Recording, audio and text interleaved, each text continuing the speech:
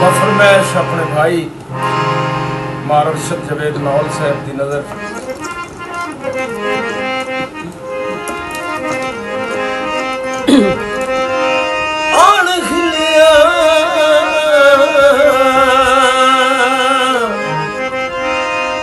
फुटन दे मुठ पिया बनना पैगाम घलाऊं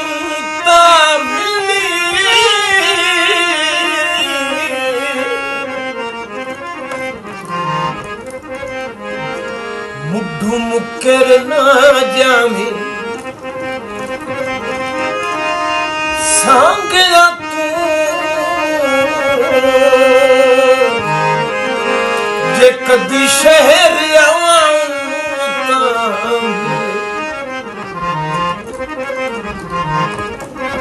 रुठा ना रही बख्त दिया कर तू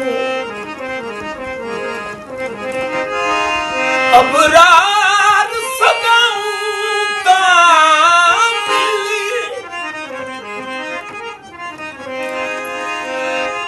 मैनू ओदरा छट के मार घते से